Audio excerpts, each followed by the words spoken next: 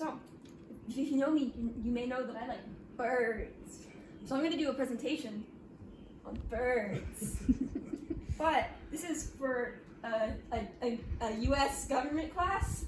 So what birds got to America? Well, if you take America and you add bird to America, what do you get? You get him. It's the American bird.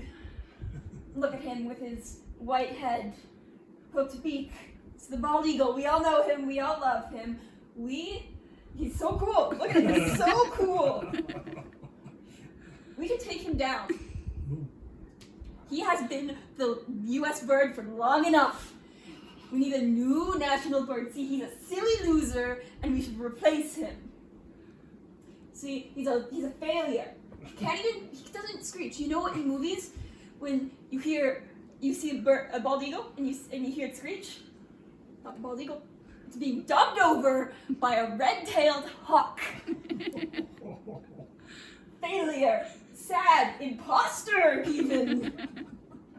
So I bet you're wondering, okay, if you don't like this bird, what's an alternative bird for the national bird? Well, let's look. So, the one that immediately comes to mind for most people is the turkey, right? Because they're like, Benjamin Franklin said it should be a turkey. Yeah, that's actually kind of a myth. Like, a little bit. Like, he still thought they were cool. But the thing about it being the national bird isn't true. He didn't bring it up as a candidate. It's a tidbit from a letter to, like, his niece or something. It's interesting. There's a link there. Y'all can look at it later. Anyway, I still think they're very good, though. Look at him. He's beauty and grace.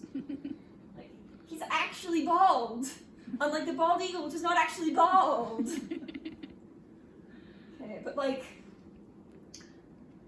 other options.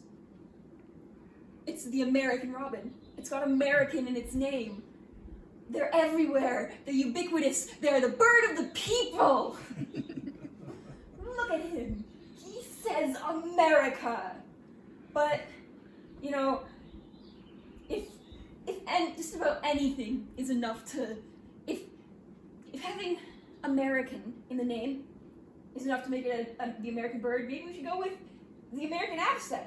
Look at it. It's got like the American colors, right? It's got the red and the white. And look at it. It's so cute. I love this guy. Also, his beak turns up. And we want the U.S. to go up. Yeah. Anyway, with these American bird names, I know what you're all waiting for. I haven't mentioned it yet, but I know you're all waiting for the American goldfinch. Can't believe I didn't talk about him until now. Anyway, look at him. He's cute. He has a hat. I gave him a little hat. Yeah, but there are actually quite a lot of birds that have American as the first part of their name. I believe, 29 total, and then there's so 26, and then the 3 I already talked about. You can look it up on Wikipedia's list of all birds. But, yeah. So, here's some of those other birds. We have the American black duck, the American crow, the American flamingo. I don't know who you are, I forgot about you. That's, I think, the American plover, maybe? American kestrel, American barn owl, American gull, I think it's a fish gull, herring gull. Let's see, what do we got? The American pygmy kingfisher. Let's see, the American white ibis. There's a lot of these guys. At one point I knew all their names when I first gave this presentation, so I could list through all of them like a crazy person. I forgot most of them now. So, but look at them, they're all birds. Anyway, so clearly this American in the name isn't a great way to decide who should be the new national bird. So I decided on a different strategy of deciding on the new national bird. Pure, unadulterated bias. This is the Gunnison sage grouse.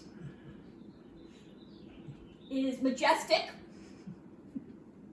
It It is iconic. It is American. Look at it. It's got spikes. It's so cool. It's so cool. Look at it. It's such a cool bird. It's also like critically endangered, so we need to help it so it doesn't die. It's so cool. It's a true American bird. Thank you for your time.